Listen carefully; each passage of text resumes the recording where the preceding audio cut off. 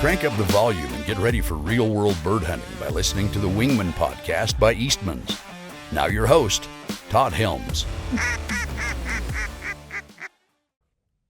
This episode's brought to you by Federal Premium Ammunition. You know, I've been shooting Federal for a lot of years, guys, and I can't say enough good things about them. Everything from the TSS Black Cloud loads to the Blue Box Steel, and now the heavy bismuth loads that they have, and of course the traditional tried and true Black Cloud FS Steel. They got a load for everything. Last year I had a chance to put some of the new stuff through the paces, and I cannot speak highly enough about it. It swats birds out of the sky, gives me awesome patterns, and with the new heavy bismuth, I can use some of my old shotguns in the field as well and not have to sacrifice performance. So guys, when you reach for shells this year, reach for Federal Premium. Hey guys, welcome to another episode of the Wingmen podcast. I'm your host, Todd Helms, and my guest today is Justin Adamski. Yep.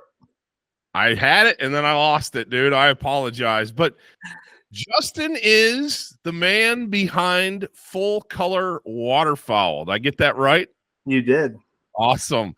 And dude, I've been watching what you've been doing for a while, and I thought I'm going to reach out because I love your designs. I love your photography, and I want to have a chat about how you've come up with the ideas that you have and how you got started in waterfowl hunting. And we'll just rock and roll with a cool conversation because what you do is unique and I love it. So Justin, tell us a little bit about yourself, man. So I'm located in central Wisconsin. I knew it. I can always pick out a fellow Midwesterner. I came into the game of waterfowl late. I'm 41. I've only been hunting waterfowl for about 10 years. Grew up on deer hunting because that's a Midwest thing. That's your kind of rite of passage to the hunting world. Yeah, you betcha. But once I started developing my skills in waterfowl and getting more interested in waterfowl, it just took me over to where I'm okay with being in the duck marsh on Halloween rather than in a tree stand during the rut trying to chase deer. So, but yes, it's slowly become a passion of mine. Photography's always been a passion, but it's grown with once you get flying birds flying in front of you and being able to figure out how to properly track birds and that kind of stuff. It's another avenue to be able to kind of, in a sense, hunt them with a lens in the off season. During the springtime, we get a lot of birds here that I never see during the hunting season. You're never going to see a fully plumed out shoveler during our hunting here in Wisconsin. So it's kind of a great time to see all the birds that you never get a chance to hunt or shoot at. So it's the exact same thing out here, out in the Central Flyway, on the western side of the Central Flyway. We see birds in the spring, fully plumed, cinnamon teal. Yep. Eurasian widgeon. I mean, we see things that we don't ever get to see because those, especially the warmer weather birds, like you're talking, the northern shovelers, the cinnamon teal, things like that, they come through, they're gone so early. We have some right now. If you go to some of the prairie potholes and desert potholes, because we're really high desert, sure, you'll see them, but they're just starting to get their color. They're small. Most of them are still eclipse. And then our blue-winged teal, which is the cinnamons, I guarantee that if we have cinnamons that stay, they're mixed in with them. Sure, they're gone by the time duck season opens for us. So I feel you, dude. But yeah, I interrupted. I'm sorry. No, you're good. But yeah, being able to go in the marsh and see them in full plume like that, like we don't get pintails here either that are chocolate heads with the nice stripes up the side of their neck. So that's what got me started into doing more of the wildlife photography aspects of it, sharing that online with people. My big thing with Full Color Waterfowl is to educate the people that think they know a little bit about waterfowl, but they'll still make mistakes in the field that might potentially cost them, getting a ticket or something like that because they just don't fully understand what ducks look like during our hunting seasons versus when they're fully plumed out. So that's a big push for me, and helping kids understand that peer pressure can get you in some trouble sometimes in the old duck marsh. What do you mean a wood duck's not on fair game during teal season. Correct. Oh man. Oh man. Yeah, that is I love that side of things that's your focus, as you're not just doing it for the gram. You know, Right. you're because your social media page is great and it highlights your beautiful work. But there's more to it. And that was I love that approach, because so many people in today's world are just, doing it for social media or Sure. whatever. But the fact that you have a passion and that you're trying to educate and enrich people's lives with your passion, man, good for you. That's super cool. My parents now officially know all their duck species by force. No. But because a lot of people in this area, I mean, if they're not duck hunters or get into waterfowl, they know the park mallard and they know a Canada goose. They really don't know what exists out there if you just take the time to go in the marshes in the early spring and just take a look around and see how many different waterfowl species they are. So that's kind of my approach with it, and getting people to kind of fully understand that, hey, it might be a little cool in the springtime, but if you get yourself out there, you're going to see things that you're never going to see anywhere else. I mean, I watched a seagull almost get eaten by a pelican. That was, yeah, out there That's awesome. Out there doing photography, and all of a sudden you hear this noise, like it sounded like a little girl screaming, and I turn around and it's a white pelican with a seagull halfway down its throat trying to swallow it, but it must have bit its way out and just decided it had other plans for that day. But wow. But yeah, so as far as that stuff goes, I'm big into community involvement stuff and getting people into like Delta Waterfowl. We have a chapter around here. Also Ducks Unlimited. We have a very big university school over in central Wisconsin called UW Stevens Point. Yep. It's very familiar with Stevens Point. One of the big natural resource schools. So I kind of help out and donate stuff to their cause and that kind of thing. And we actually do a university hunt program with them as well to get people out to hunt that have never hunted before. So our big push with that is the people that are in these programs with natural resources, they might get jobs that are going to affect your life out in the field or my life out in the field based off of legislation and stuff that they might help pass. So it's kind of beneficial to us in a very big way to have them fully understand what hunting all entails. Because a lot of people in those programs have never touched a gun before.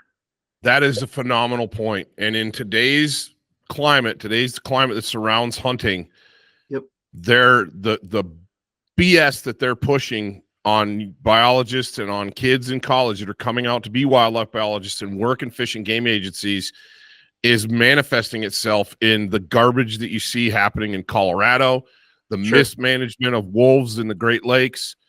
I mean, we could go down the list, and I have some very, very good friends that are highly involved with wildlife policy and wildlife management at high levels.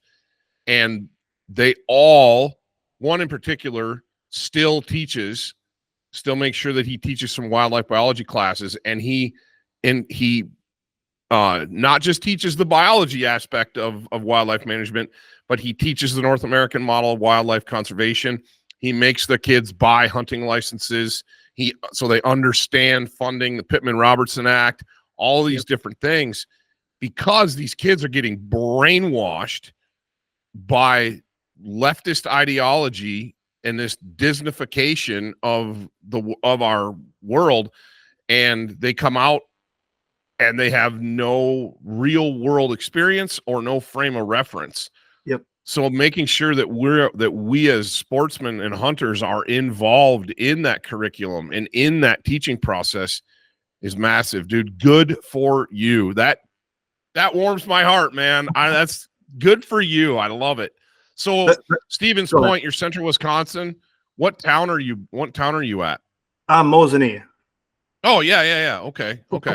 The big old town of 4,000 people. Yeah, well, it's yeah.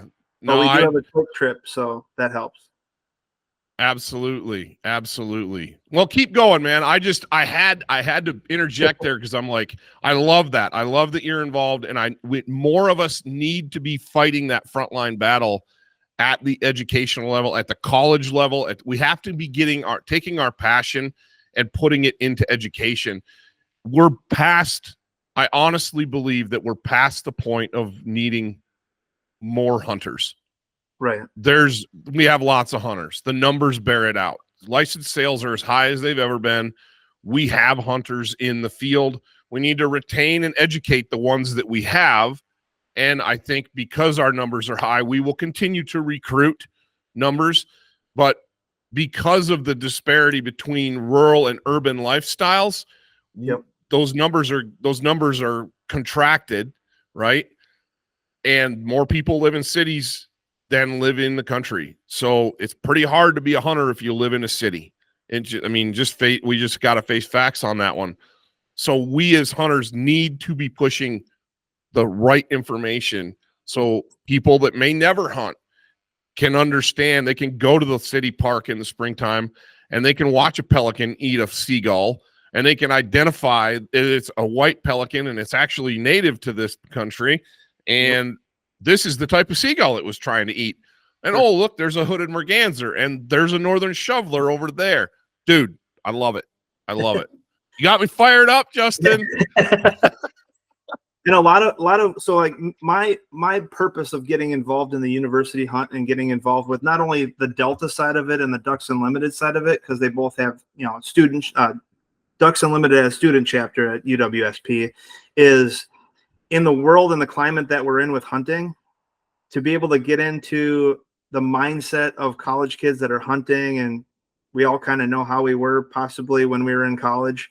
It only takes one stupid thing to happen to go on the social media for having a non-hunter see that, to have a far bigger impact than what I'm doing, trying to get them to understand the educational piece. So if I can change the mindset a little bit to where we're not, you know, I'm not big on the whole people having alcohol and hunting and that kind of stuff. People can have their own opinions on that, but any way you're portraying yourself on Instagram or Facebook or however, it doesn't take much to give the other side fuel to the fire to be able to come against you in that light. So we actually get with wardens. Our county warden is actually part of this event, and he goes through not only gun safety but bird identification and that kind of thing in the field as well. And I actually learned a lot from him, just because, let's face it, our system is there, but our system has flaws in sometimes not even the people that are in charge of it fully understand the laws that we have to kind of abide by. My big thing was drones. So I asked about drones on public property and that kind of stuff, because you see on the gram people flying drones through flocks of snow geese and stuff like that to get that, you know, perfect shot for Instagram. And it ended up having to go to the state attorney to figure out what I could and what I could not do with flying a drone to be able to get footage for Instagram, to be able to educate people on. So it kind of opened up a little box of worms, but it was good, because at the end of it, I knew where I stood on it, but also he knew how to enforce it from his end, because nobody's asked the question before, which I thought was kind of like, drones have been around for quite a while and they're becoming very popular. So from my perspective, it was, how has this not been brought to anybody's attention, kind of thing. Yeah, no, that's phenomenal. You brought up a good point, man. When you work with agency people, when you're going to learn things, they might learn some things. It's a lift, it's a lift for everybody that benefits. Ideally, it benefits everybody involved. Sure. And you're educating kids, you're educating yourself, you're educating other folks, even agency folks. I had a similar conversation with a game warden years and years and years ago that, Wyoming is incredibly big game focused, and the waterfowl side of things and the small game and upland bird hunting side of things they don't get ignored, but we make our money on elk hunts. I mean, sure. Let's face it. Elk tag sales and deer tag sales and antelope tag sales help. That's what drives the funding for our game and fish out here. For And sure. rightfully so. But so there can be, because wardens are, if they're local guys, they grew up big game hunting, they may have never hunted waterfowl. Right. And I had an opportunity to have a very, very cool conversation. This is a long time ago with a game warden that I ended up being able to make some suggestions on patrol, things he could be looking for that he had no clue of. Sure. And it wasn't that he didn't know they were illegal. He understood that side of it, but he didn't understand, he wasn't a waterfowl hunter. So he wasn't looking at it like a waterfowl hunter. He was kind of approaching things as a big game guy. And we were able to, and I'm being vague here for a reason, because I don't want to, yeah. But it had to do with some ways that there was some shady stuff going on in that particular locale, some after hours shooting, some things like that. And I was just like, yeah, man, this is what I'm seeing while I'm scouting. I'm seeing dudes shooting birds 30 to 45 minutes after legal shooting light's over. It's almost dark. And he's like, huh. And so he started patrolling it. And I explained how I was spotting it, how I was seeing it. And lo and behold, it came to a stop real fast. Sure. Real fast. So just having that mindset that you can work with agency folks, you can work with game wardens, with, it's DNR back in the Midwest. Out here, it's all game and fish agencies, or game fish and parks, Sure. things like that. They're not your enemy for the most part. I mean, yeah, it's like any bureaucracy. There's some real danglings in some of those agencies, but as a general rule, the people that you meet daily face to face are good folks. And they're just trying to do a job like you and I do. Right.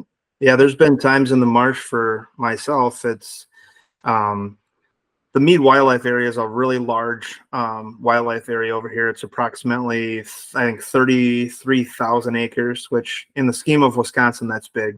That's huge. No, that's huge. Horicon Marsh in comparison is about the same size, plus or minus 1,000 acres or so. So right. That has a little sister marsh to it called McMillan Marsh, which is over by Marshfield. But because the one is so big, that's the one that gets hunted more often than not for the smaller one. So all the emphasis would go on protecting the mead versus seeing what's going on at McMillan. So in your point about having conversations with patrol, I've hunted both of those locations. Every time I've gone out to the smaller marsh, there's a lot of riffraff going on. People parking in parking lots, and then you get drugs and alcohol involved, and people that shouldn't be there, and that kind of thing. And nobody wants to come back and have their car broken into and that kind of thing. So I've been out there where, they had a group of 10 guys that, kind of like you were saying, they weren't shooting early, but they were shooting everything that moved and not even going to look for it. So having those connections with the game warden to be able to, if 10 people are willing to go out there as a group and do that, well, they're going to go do it someplace else. So if they have a little interaction with the warden to kind of help them understand what laws are, it'll help them in the future. And then it helps everybody, because people aren't sky blasting everything that moves out there as well. So to have those interactions with wardens, I mean, obviously, nobody wants to be the tattletale, but there's certain things that people don't stand for, and sky blasting birds and not even looking for them is one of those things that kind of irks me. Rightly so. Yeah, rightly so. And having a relationship with a warden where you can make a phone call, or shoot a text and be like, hey, this is the stuff I'm seeing in this area. Just FYI, heads up, do with it what you want. We have to patrol our own, because like you said, I can't imagine having a phone, a handheld supercomputer, let's be honest. Pretty much, yeah. With a constant camera that takes high quality video and pictures, and being able to edit things into deep fakes and do whatever AI does. I can't, thank God I didn't have, I'm 46, you're 41. Thank God we didn't have that stuff when we were young and dumb in college. Right. Not that I'm not still dumb. I don't know about you, but I still do dumb things. Just ask my wife. But I can't imagine, because we all went through the phase where we're learning and we do dumb things. I mean, nobody's perfect. We're all human beings. Yep. And no matter how hard my dad beat it into my brother and I that to do the right thing, you're still dumb when you're in your teenage years. And yeah, we talk about that all the time. There's a bunch of us that are the same age here at Eastmans and my peer group, and we just laugh about, thank God that we didn't have the ability to film stuff and take pictures of the dumb things that we did. We've all been there.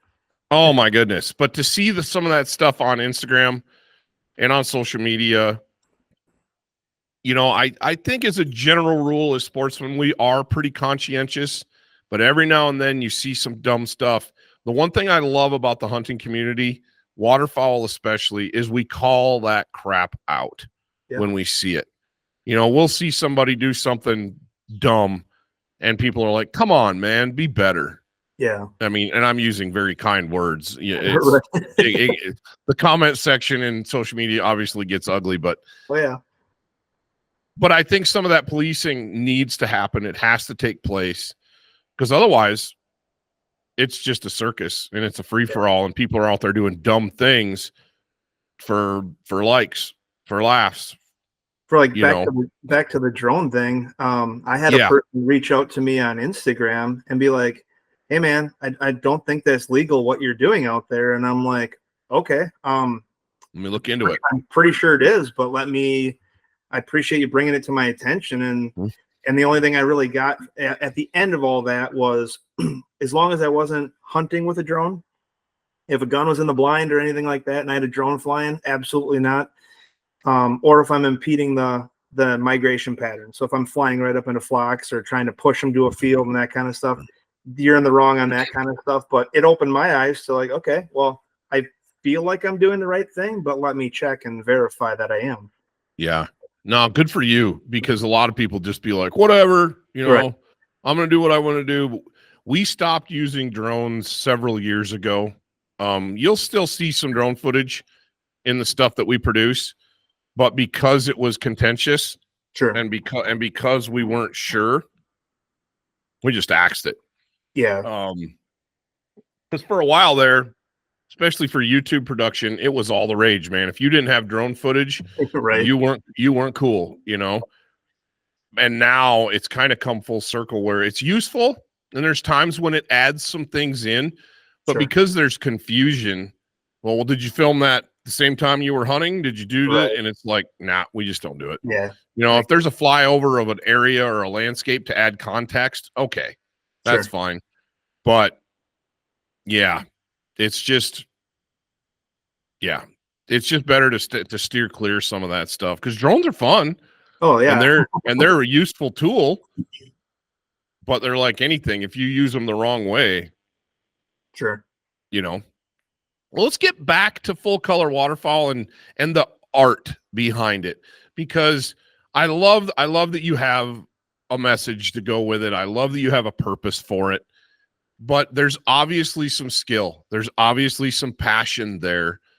And I want to talk about how you discovered that passion, how you discovered you're skilled, man. I mean, I look at your stuff and it's beautiful, beautiful work. Talk about that. Talk about how you got into photography and you're starting to do some illustrating. The Woody that's on the door behind you with the old Betsy Ross flag and that blue-winged teal wearing hip boots. Those are cool. He's my number one. He's my number one seller in Louisiana, because they all walk into grocery stores like that. They also get to shoot blue-winged teal for yes, they do. 2 weeks in September. That looked just like that guy. I know. But no, me and my so full color waterfowl is not only myself but my wife as well. So okay. My wife's from Ukraine, and we're both creative in the mindset of whether it's videography, photography, drawing, and that kind of stuff. But I'm a hunter. She's a non-hunter, but isn't opposed to the idea of hunting and goes along with me and observes what we do and that kind of thing. She's working her way up to being able to harvest a duck or a turkey. She said she'd start with a turkey because they're ugly. And I'm like, well, I disagree with you, but I see where you're going with that. So we're shooting ugly things first, I guess. Whatever works. Yeah, I Whatever said you works. start with a coot. But no, it started with us trying to think and be creative with how we could take our art and make it into combine waterfowl and art and bring something to the industry that we haven't really seen from a perspective of not really funny, but more creative. And that's where we got the idea for, we were sitting on the couch with a sketch pad and just kind of figuring out what we wanted to draw with the blue-winged teal with the waders. Because that type of wader is pretty iconic for down in the marshes in Louisiana and that kind of stuff. So I'm like, okay, let's take it that route. So we started with that design. So his name is Puddle Ducker. And then the other guy over here, that's Woodrow Washington. So those were our first two that we came up with that were kind of like our first little brainchilds, so to speak, of full color waterfowl. But I ping ideas off of her. She pings ideas off of me. She draws more of the super creative ones. I'm in the middle realm of my creativity and drawing. We use iPads and stuff like that to draw them all, obviously.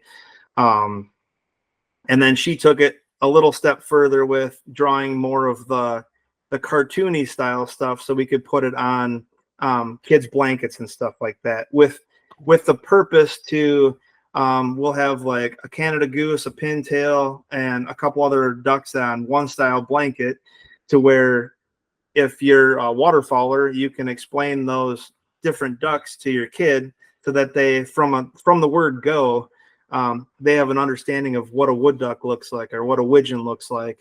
And that's kind of the preface behind that, was to kind of have it almost be like a nice warm blanket, but it's a duck identification blanket at the same time. So I love that stuff. But yeah, my big thing is I like to be able to post my photography, but then put narrations and stuff below it to kind of explain different things to people, like an eclipsed wood duck, and explain to them that this is what they look like when you're shooting teal. So be on the lookout of how they fly versus how a blue-winged teal will fly. Just totally different flight patterns and stuff like that. So, but yeah, it's slowly grown. We're actually doing our first expo this weekend in Oshkosh. Cool. Finally bit the bullet, and yeah, I'm going all in on that kind of stuff. So we had a bunch of hats made with our different designs on it. The thing that I like to speak about, and I'm proud of about our business, is every single thing that we've created ourselves. Right. A lot of places, they outsource graphics and do all that kind of stuff. We can say that our hands drew everything that we create. So that's kind of the cool part about full color waterfowl to me. Dude, I love it. So did you start with photography? You talk about your wife's has more of the artistic side, where she does a lot of the illustrations. Did you have a passion for photography at a young age? I would say that it came a little bit later in life too. I mean, I've always liked taking pictures, but I didn't take it seriously. Right. Wasn't something that, in today's world of, oh, I want to go take really nice photos, here's $5,000 camera and enjoy. It's not something that everybody is going to jump into to be able to get into that aspect. But once I was able to acquire better equipment and start off with, lesser equipment and work my way up, is kind of what I tell people that want to get into it that are younger. It's just, you don't need to spend $8,000 to get into it. Mm-hmm. Get yourself a $1,000 lens and a $1,000 camera, and that's more than good enough to get you to learn your basics, because there's a lot more into it than pushing a button and hoping for the best. So, but yeah, I would say that probably came along about the same time that I got into waterfowl hunting, is where I really started to take the photography a little bit more serious and learning more and going on YouTube and learning from people that I look up to in their photography and that kind of stuff. Like Matthew Hicks, he's a big one that I talk to him and I love his photography. So yeah, really good dude, man. I had him on the podcast a couple episodes ago. Really enjoyed our conversation and learned a lot.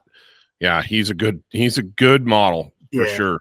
To be able to build your composition and your photos and that kind of stuff, to kind of fully understand not only how to take the photo, but then you get into the editing world, and that can be a nightmare for a lot of people if you're not good on your settings and stuff that you have on your camera. But yeah, I'm by no means, I'm still learning myself. You learn as you go. You go out to the marsh in the spring and you take those photos and you look at the back of the camera and say, yes, that one's great, and holy cow, that's terrible. So you get both. They think once people get good at photography, every picture they take is just going on National Geographic, and that's just not the case. You take 1,000 photos, you're lucky to come home with 100 of just really great ones that you can use in some way, shape, or form. So yeah. I love what you're saying about going to the marsh in the spring too. We're kind of revisiting that point. That is such an opportunity to extend your season and get to watch birds doing things that you don't get to observe during hunting seasons. We don't get to see courtship displays during hunting seasons. We don't get to see, out here we do get to see fully plumed birds because our season runs so late. Because we just don't get birds until December and January. So this is case in point. We're only an hour from Yellowstone. Okay.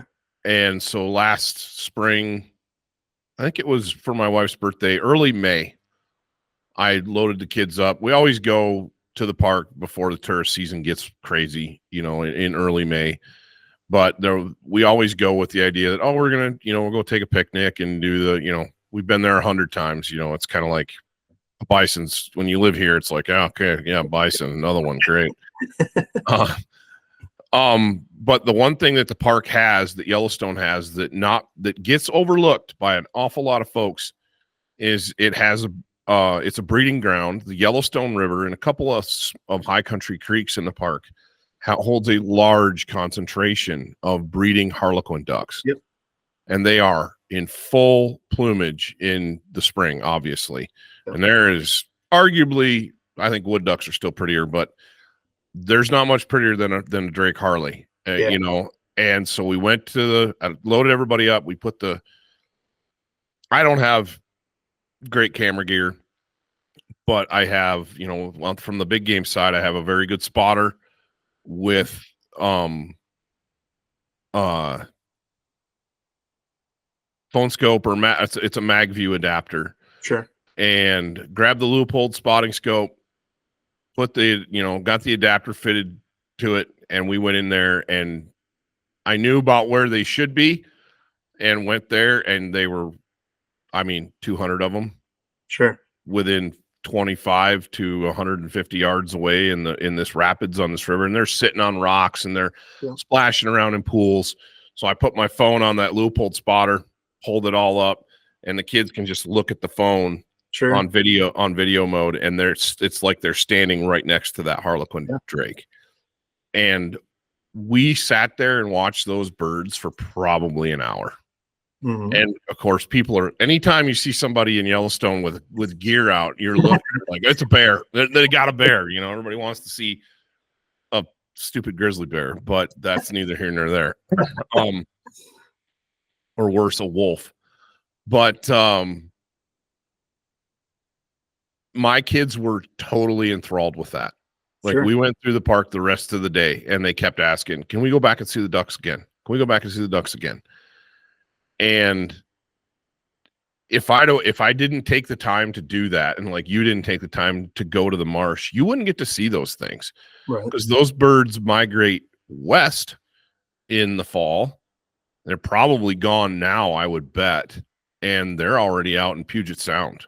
Yeah. On the Pacific where they're going to breed and winter, or not breed, but they're going to winter.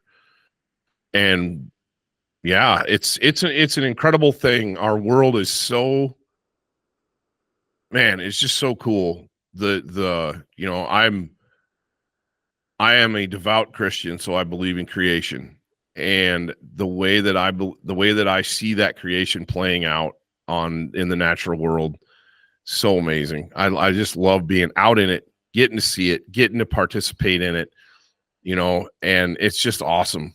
And I think more hunters would be very well served to get out in the spring. Yep. And take a day off from chasing turkeys and go to your local marsh. Yep. That's what I do. Go to a sage grouse lek and just watch, go to a sharp tail lek, or go count woodcock go listen to a woodcock in the spring in the woods. Go listen to rough grouse drumming. Man, it's all part of it that just enriches the hunting experience and draws you closer to all of it and makes you a bigger part of it. I could talk about that forever. I love it. Hey guys, this episode is brought to you by High Mountain Seasonings down in Riverton, Wyoming. I specifically want to talk to you today about the rubs that those guys have. And I'm not talking about back rubs. Or foot rubs for that matter. I'm talking about the rubs that you put on meat, seasonings. I've been using the High Mountain Seasonings rubs for a couple of years now, and where I find they just absolutely shine is cooking duck breasts and goose breasts on a super hot grill or over a super hot fire. What I like to do is I really, really like the garlic pepper rub that High Mountain Seasonings offers. And I like to liberally coat a duck or a goose breast in that stuff in a mixture of olive oil. And then I take it and I put it on a smoking hot grill, hot as I can get it. And I sear that thing just like a ribeye steak. And I pull it off there at about medium rare, 120, 125. I let it sit for a little bit, not too long. I slice it thin, and then I sprinkle more of that garlic pepper rub over the top. I have gotten so many compliments. Guys are just wolfing that stuff down, whether it's at my house or whether it's in a hunting camp or wherever it may be. And it's not me. It's the High Mountain Seasonings, guys. You need to be using those products.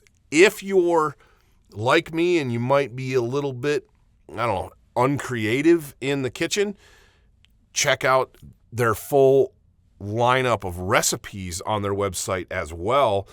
High Mountain, you literally has ideas printed out right on there and recipes, easy to follow directions right on the website. I'm telling you, you're going to take these ducks and these geese that are always good eating, always have been good eating, and you're going to take them to the next level with High Mountain Seasonings. So, hey, make sure you're checking out everything that they've got, both at highmountainjerky.com, their website, and in your local grocery store or whatever sporting goods retailer that you use. Their product is probably there. No, I actually had a friend of mine went out to Yellowstone, and he got to see the harlequins this last May in the rivers and stuff like that, taking pictures of them with his wife. They went out there for their honeymoon, so they're just getting into the photography world, and all of a sudden my phone starts going off, and he's just like, look what I found. I'm like, oh, that's awesome. Take as many pictures as you possibly can. Well, that's exactly right. And I was pleased while we were there. I mean, Harlequin ducks don't draw the crowds, obviously, that wolves do and that grizzly bears do. They're not the big dynamic apex predators, right? But I was impressed with the number of people that were doing exactly what your friend did. We were there. We're blessed. We get to live right here, so we can go see them, whenever. But the number of people that had a very, very expensive camera equipment, sure, and we're standing there taking video and photos of those birds. I'm like, that's kind of heartwarming. There were definitely people that stopped there because they knew those birds would be there and they wanted to see them. Right. And that's just cool.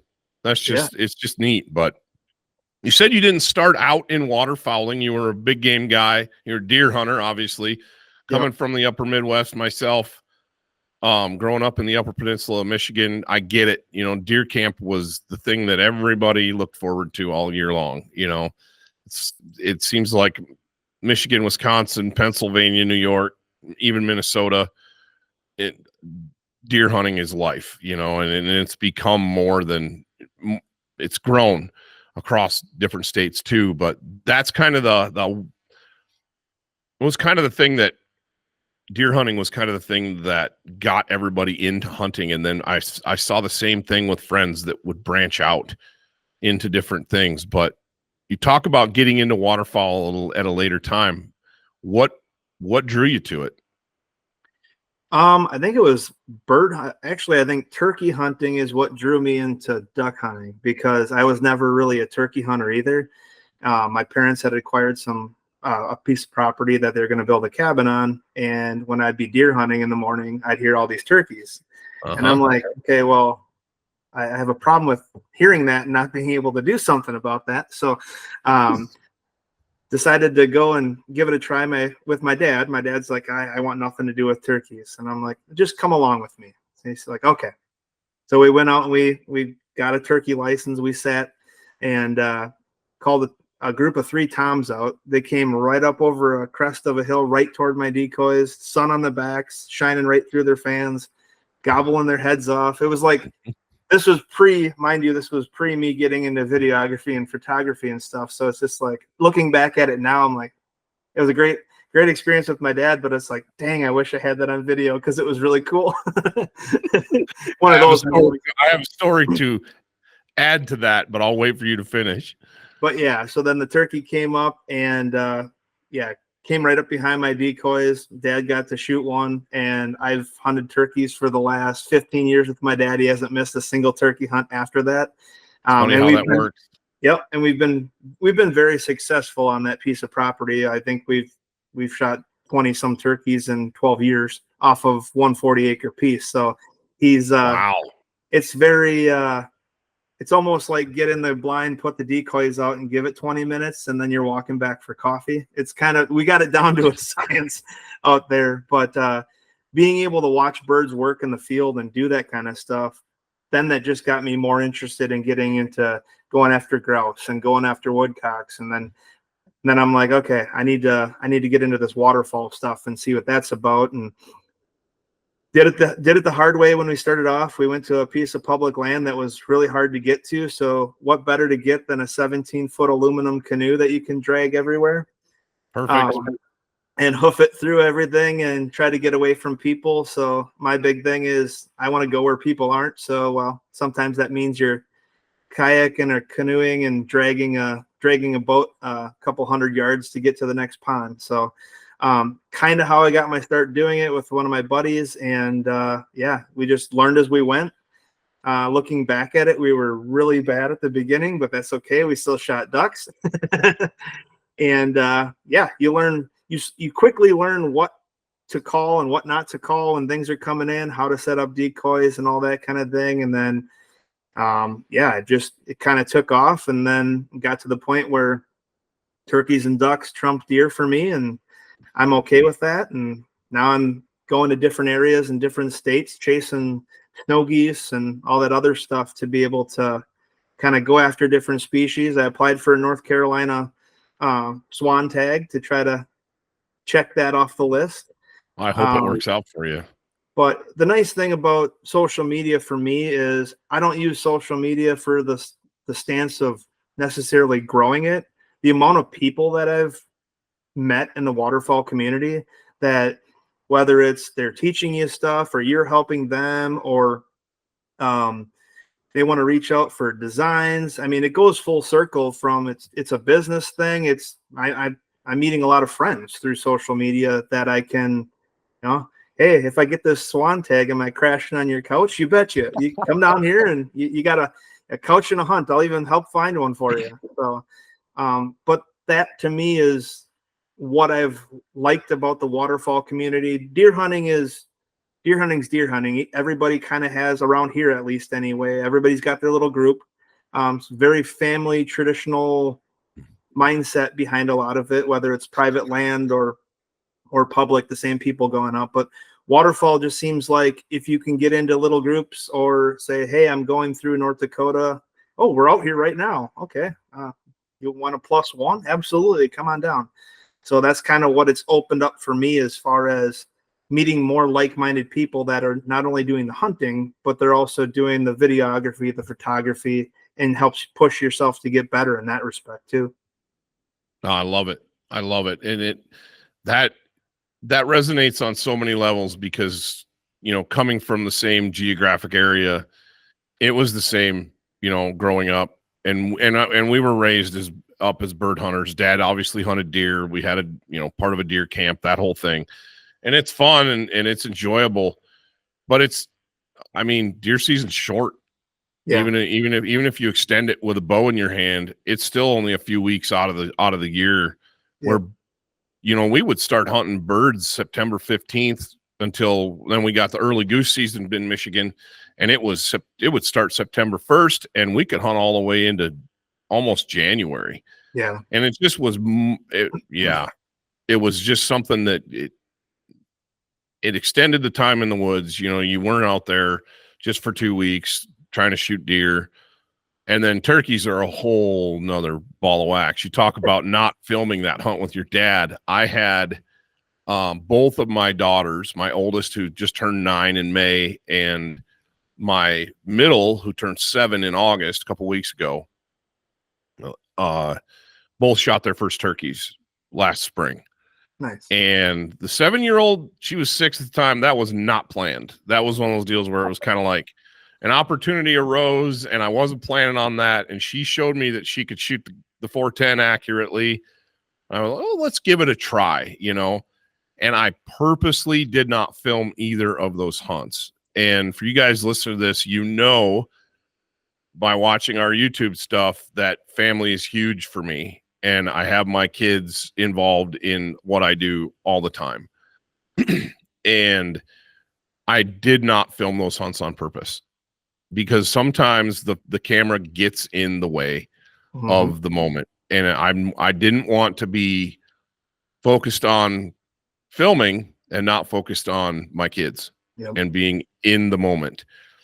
In hindsight, I wish I'd have filmed them or had somebody else in the blind to film, because my 9-year-old's bird was, it read the script. It was one of those deals where we set up on the travel corridor where they were going from roost to feed. And I said, I don't want to be close to the roost. I want to intercept them. And we walked in the dark to set up a couple 100 yards from the roost on the interception route. And the birds had changed. We went out the night before to roost birds, and they didn't gobble. It was cold and it was just really, I got sun on my nose, but whatever. She sneezed. I get the blind, and we got all our stuff, and we're under this little group of trees I've never seen birds in ever. And they're not big trees. And she sneezed, and a gobbler lit up right over our heads. We were right under them at, 4 in the morning. And I looked at her, I'm like, we can't set up here. We got to go further down. So we ended up going further down. They gobble, gobble, gobble, gobble, gobble, gobble, gobble. And sure enough, here he steps out, and he strutted and gobbled right into the decoys. Awesome. And being a first-time hunter, he's moving around, and he put 2 and 2 together. Finally, he got about 10 yards from the decoy, which I had at like 10 yards. So he was 20 yards from us, and he was way close. Yep. But then he turns and starts walking off. And I'm telling her, I'm like, you got to shoot him. You got to shoot him. He's not going to stop. You got to shoot him. And she had the presence of mind. She's trying to keep that little red dot on his head the whole time. And she couldn't do it. And finally, I said, sweetie, you got to shoot or you're not going to get him. You got to shoot. And she, boom, and she smokes him. Nice. And he was probably close to 30 yards, and she just hammered him with that 410. The shooting the federal premium TSS 9s and 3-inch 10 just wrecked him, Had the little loophole red dot on there, which makes it easy. But so we started replaying it, And she's like, Daddy, I couldn't keep it on his head. So I just put it in front of him. And when his head got on the, I put it where he was going to be. Yep. And when he stepped in and it got on him, I just pulled the trigger. Let him walk into it. That's exactly right. She let him walk into it, and she smoked him, And then my 7-year-old, we had the opposite happened. We had the birds figured out, had them roosted, the whole ball of wax, and didn't stay until dark. Well, they kept going. We thought, they're going to fly up right there. Well, they ended up going a long ways down this creek bottom. Sure. And I couldn't hear any birds that morning, and it was cold, and she's freezing. She falls asleep in my lap, and finally I'm using my loophole binoculars, and I'm glassing through the cottonwoods, and I can see, like, I don't know, 500-600 yards away, I could see these turkeys in the cottonwoods, and they're working. I think they might come. This is where they're feeding. They want to be here. Sure enough, like 30 minutes later, a head pops up on the other side of the creek, and I woke her up, and I was like, they're coming. They're coming. Yeah. And I called a couple times. They flew across there was a bunch of jakes. They flew across the creek, and one of them walked into the decoys, and she pummeled him, Nice. But it's funny. I kind of wish that I'd had a video for that so we could review it. But those hunts live rent free in my head, man. Oh, for sure. But like your dad, I think back on that, and I'm like, I wish I'd have filmed that just to have it, because they worked so well. Anybody that films hunts understands. Anybody that hunts gets to understand that there's moments that stand out. Like, especially with turkeys, you see it all the time on hunting videos or on YouTube or on social media, where these perfect scenarios where these birds come in perfectly, the nice green grass. Well, the reality is that doesn't happen all the time, right? Usually never. Yeah. And so trying to bring that to people and show that behavior to people is hard. Oh, yeah. And last year, I finally got multiple birds to do it in one day. We killed three big gobblers in a matter of 4 or 5 hours, and they all did it right in the decoys, beating up the decoy, knocking it off the stake. I mean, exactly what you want, right? For sure. And then the harvest shots, the kill shots were just incredible because the birds were close, full frame on the cameras. It's taken me, I have one other one like that I did. Last year's hunts were on private. We try to hunt mostly public ground, but doing that on highly pressured birds on public land is tough to get it all to come together that way.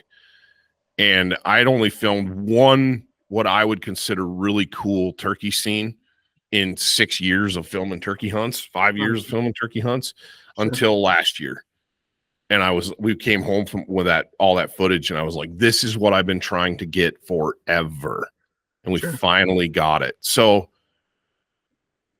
taking that filming and that photography goes back to what you were saying about, you might take 1,000 pictures.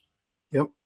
You might film hours and hours and hours and hours of video for 30 seconds of just awesome stuff, or 1 or 2 really good photos. It's just, man, I got that sun. There's nothing I can do about it either. Sorry. Shining on my face, showing how white my beard's getting. But yeah, man, I feel your pain. I get it, but I think it adds to it at the same time. For sure. It adds an element to the hunting that you're not just hunting birds anymore. You're hunting a moment that we all get to experience if we do it enough, but you get to capture it. Yeah. I mean, as you learn along the way, it's like, now that if you add the camera element to the hunting aspect, okay, how I would normally set up in a super clumpy bush and just have my gun and all this other stuff. Well, now you got to take into the effect of, okay, I have to position the camera in a manner to where I'm going to catch this without having it be one part of, getting in your way so you can't get the shot. But yeah, it adds an element to the whole dynamic of another another way to capture it, but you got to be able to, it's very tough in the beginning to film for anybody, let alone trying my buddies that sell film and tree stands and all that kind of stuff. It's like, nope, that's not for me. I'm good at the GoPro stuff and that kind of thing. I'm gonna film a lot more this duck season with my big camera and stuff like that to be able to capture as much as I can. But yeah, it adds a big element to a hunt. This episode of the Wingmen Podcast is brought to you by Leupold Optics. You know, guys, obviously there's a handful of things that I rely upon heavily for wingmen. One being performance eyewear, and Leupold has crushed that category. I thought I knew what good eyewear was, what good sunglasses were. Man, I was wrong. Performance eyewear from Leupold has taken that to the next level for me. Another thing is binoculars. I have to have high-quality binoculars for scouting, for finding birds, and Leupolds bring me all of the qualities that I need in a pair of binoculars. They also make killer everything, as you guys know. So check out Leupold, and thank you for listening to today's podcast. Like you were saying about, wishing you had the camera in the blind, or in the blind for turkey hunting or whatever. My best memory in the hunting field at all is with my dad when I shot my very first buck. Like, I didn't have a camera with me. I didn't have, I don't even think social media was really taken off at that time.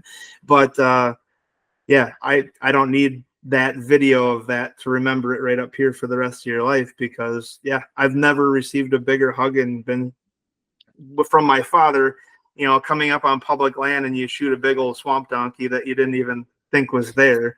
Didn't even know existed. Yeah. Yeah. And it just came running through. And yeah, it's one of those moments that if people truly don't hunt, they don't get to experience that stuff with family members in that way. It's just a totally different, obviously we all get to experience birthday parties and all that kind of stuff with friends and family, but it's just a different feeling when you're super successful in the field and you get to share it with friends. Yeah, I would agree with that 100%. The big movement in hunting the last few years has been, for food, food procurement. Yep. But those of us that have been doing it a long time, I think have a little more holistic grasp on what hunting truly is. Because yeah, the food's great, and at the bottom line, it's we eat everything we shoot. My freezers, there's a lot of white space in my freezer right now because it's August and hunting season is a long time ago. Yep. I still got some waterfowl left, but elk, pronghorn, deer, all that stuff's pretty much gone. And my kids get it and they're excited. So that's obviously a big part of it.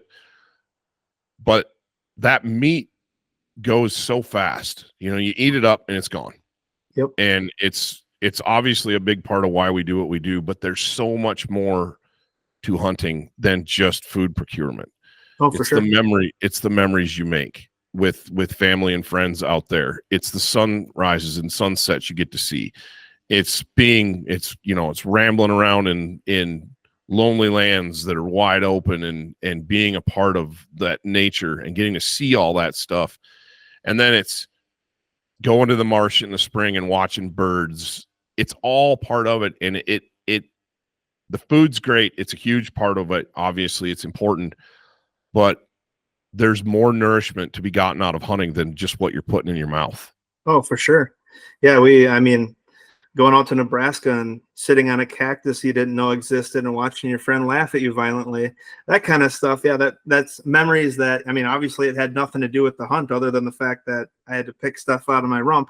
But yeah, you get laughs and you get, memories that way. And mounting birds and stuff like that, people think that's just like, well, you just like having all that stuff in your house. And it's just like, well, when I look at that bird or other animals in my house, I don't look at them as a dead animal hanging on my wall. I know exactly who I was with when I shot that bird. And yeah, I can almost picture the hunt. So that's why I like to have that kind of stuff around. It's just memories, just like a photograph. 100%. Yeah, it could take you back, transport you back in time to that moment. And I honestly think that, that eagle head you've got over your shoulder there, that's a gorgeous bird. Yep.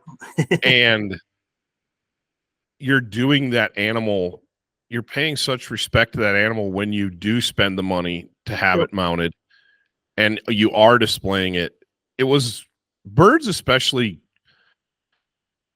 every time I shoot a rooster pheasant or a big colored up Drake mallard, which we shoot a lot of those. Yep. I used to tie flies.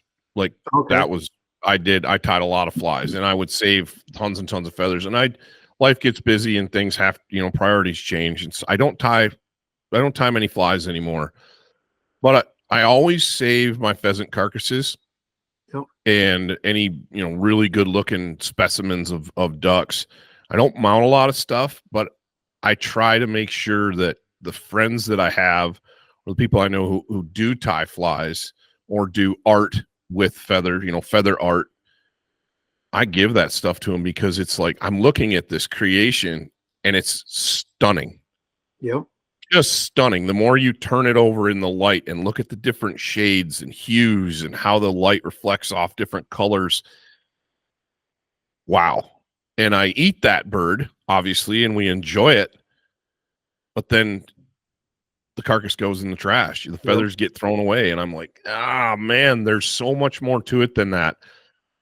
And I've got same thing. I've got a few birds mounted that were special, but there are grouse fans and feathers and turkey fans and pheasant tails all over my house and in my garage. And I can see them and I can go right back to that moment.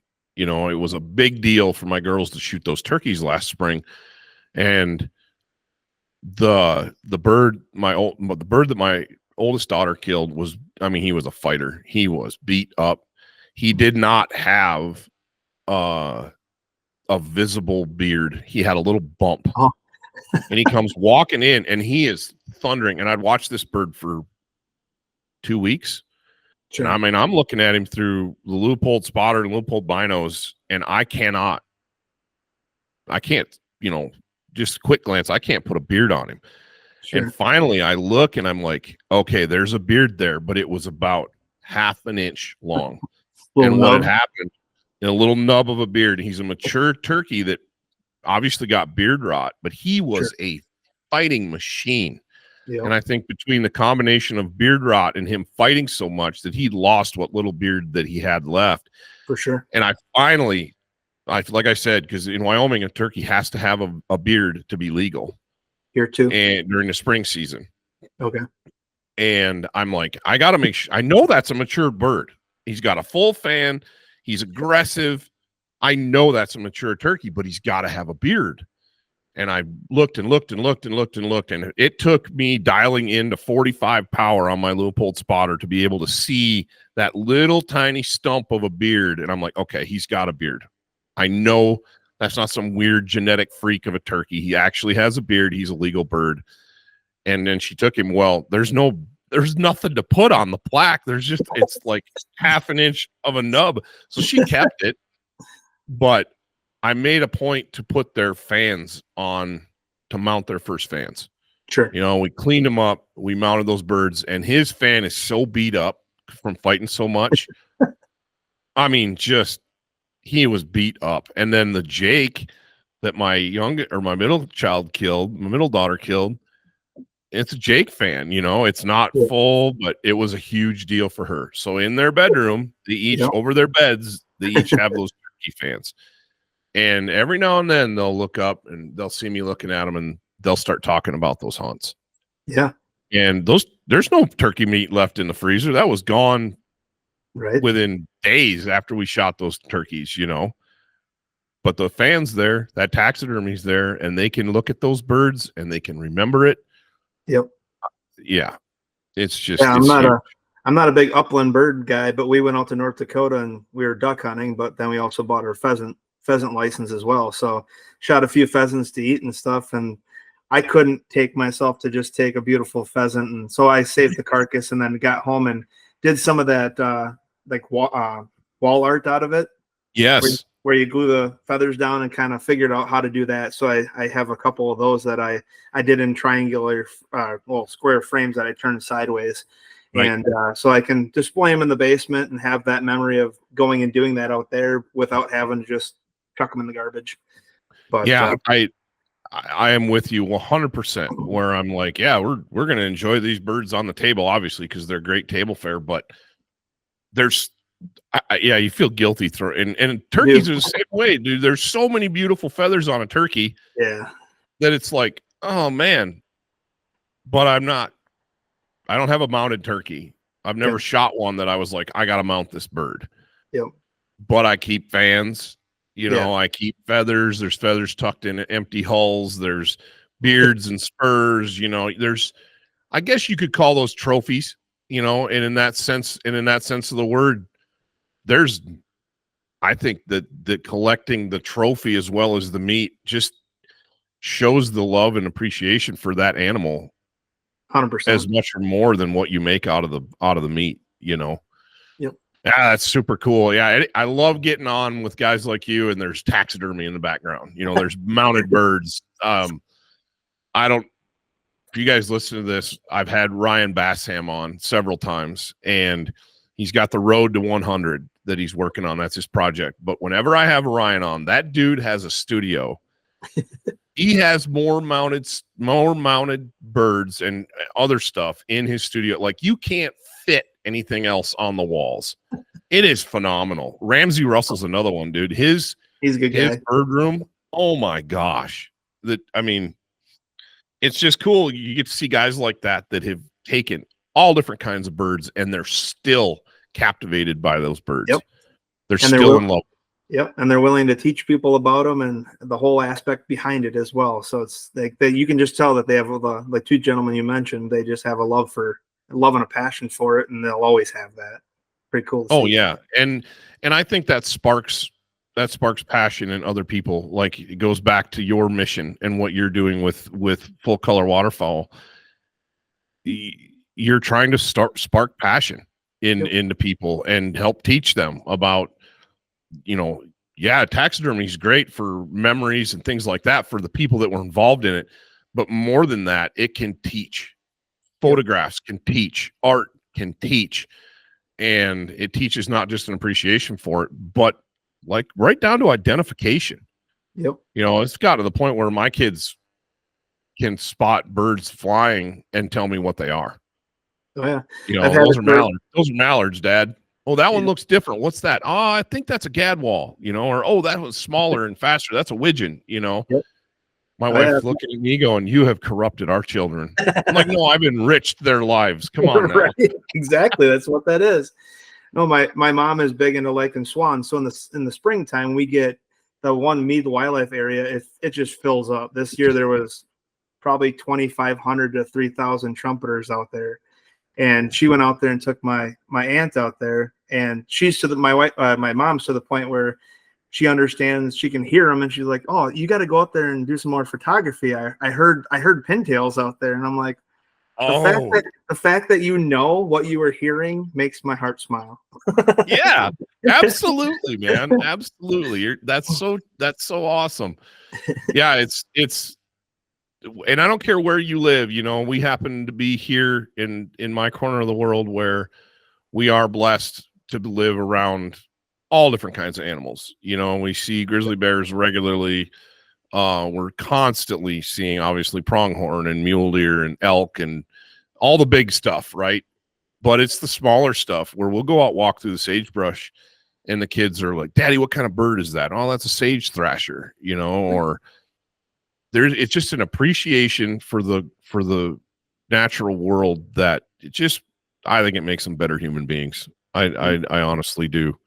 It's just super cool. My wife grew up in she's a farm girl from northeastern Iowa, and farming was life. And she was we went back this spring to visit family back there, and she's walking the farm with her dad and her brother, and she's pointing things out to them that they're looking at the ground like farmers. And she's looking at it as a farmer, but also, and this is not a dig on farmers by any stretch, right. But she's also seeing other things. She's seeing frogs. She's seeing insect life. They found a turkey nest, all these different things that she's like, before being married to you, I never noticed any of that stuff, even down to looking at their waterways going, yeah, I understand, Dad, that we need to keep these waterways maintained. We probably ought to mow them, but we should wait to mow these until like late June after the pheasants and turkeys have hatched and they can get out of the way of the mower. Yeah. I don't see any reason why we can't do that. Little things like that, that I think being a hunter just adds perspective.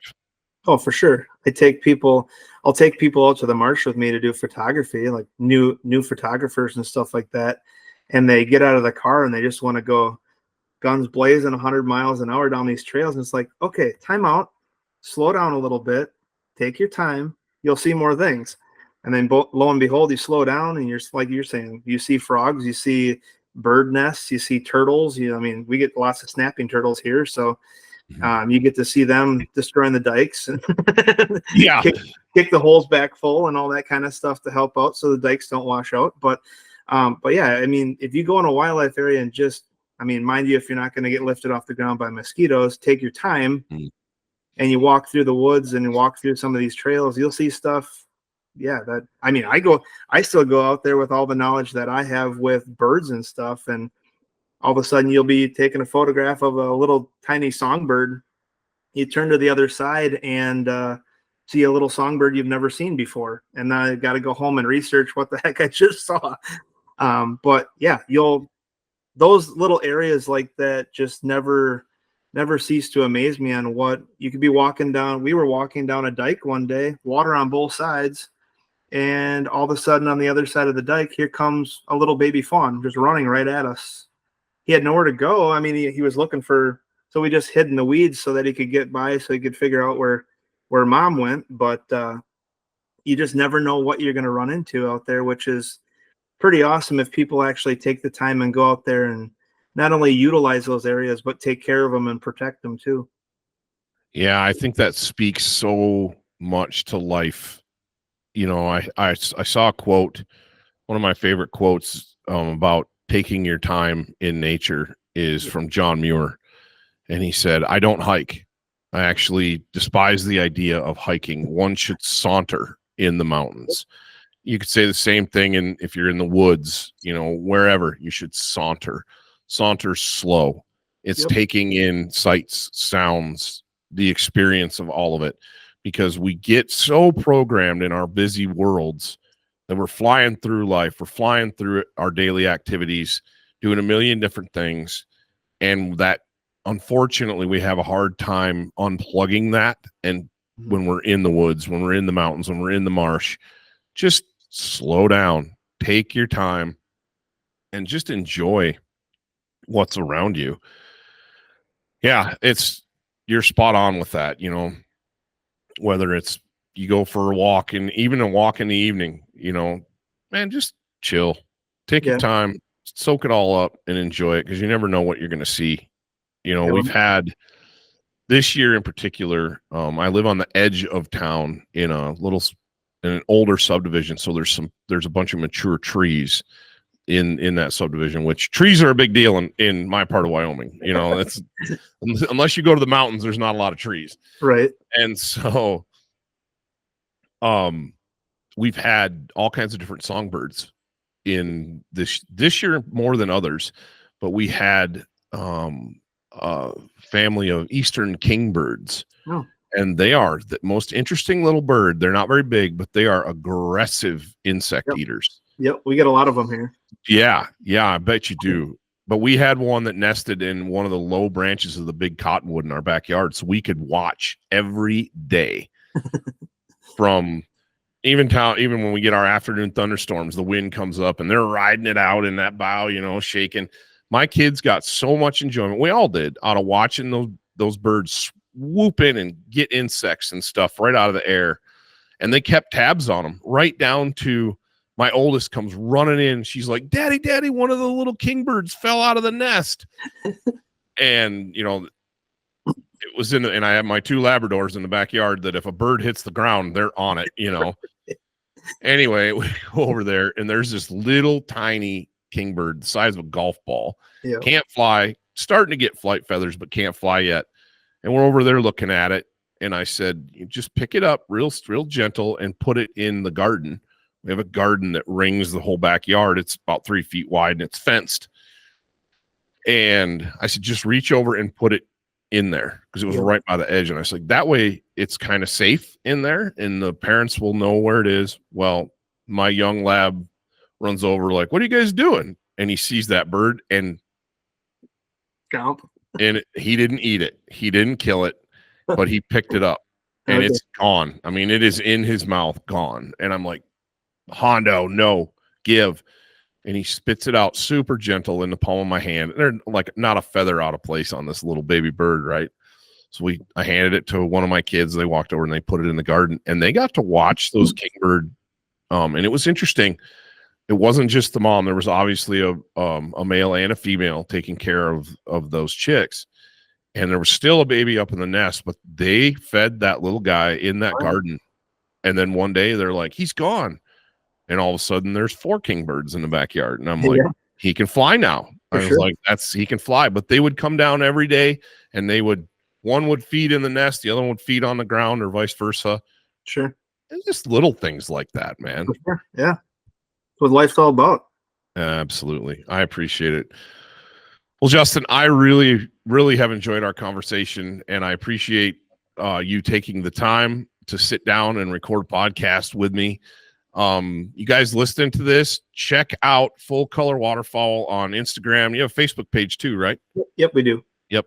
And you have a website that people can contact you for? fullcolorwaterfowl.com. Perfect. So fullcolorwaterfowl.com. Check out everything that Justin and his wife are doing. They've got some awesome stuff. And if you guys are in the need for artwork, you just want to buy something cool to have in your home, hit him up. I love being able to have being an avenue for guys like you that are trying to do a business and having a passion project that they're working on. If we can help you get some eyeballs and some sales, it just raises the ship, man. Yeah, absolutely appreciate it. Cool. Awesome. Well, guys, thanks for listening to this episode of the Wingmen podcast. Make sure that you check out all of the cool stuff that we've got going on all of our social media feeds, on our YouTube channel. We're constantly dropping great content for you guys to check out. And we're ramping up for hunting season. It's almost that time. And I wish we had some early season hunts to do, but you'll see last year's hunts that we filmed are going to start dropping here in the next month.